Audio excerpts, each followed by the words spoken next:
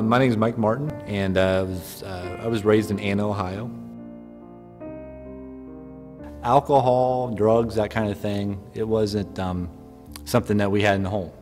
I have a wonderful family, an older sister, mom and dad, and we went to church every Sunday, Sunday night, every Wednesday.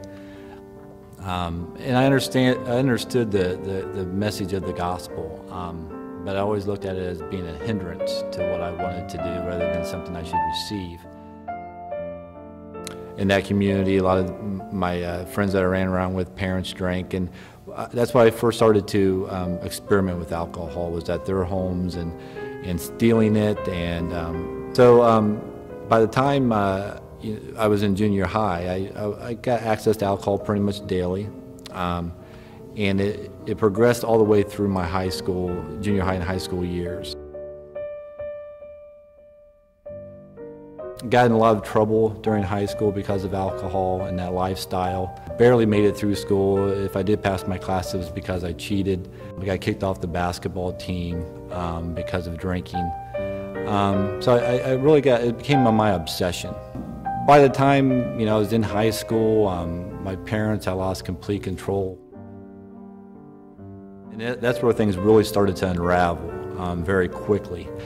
And I knew I crossed the line when I found myself pouring vodka and orange juice in the morning. I had 4 DUIs in a 4-year period.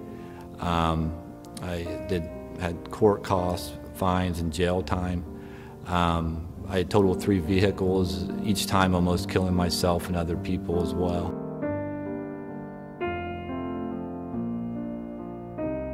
I became suicidal. Even the people that I ran around with started to worry about me. I would find myself sitting in my kitchen in the dark.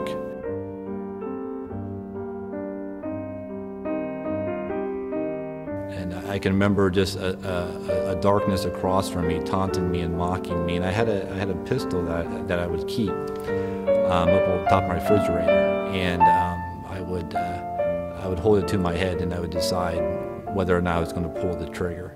As things started to unfold, again, I was just at a point where I was ready to die. One night, I was in Windsor, Canada, and that's where we went every year to party, and 3 or 4 days of just drugging and partying and going to the clubs and stuff up there. It was snowing out, and I can remember looking out the window of the hotel room, and I could see my reflection there, and I can remember looking at myself and realizing that I was going to die. The scary thing about that was that I was okay with that. I had given up.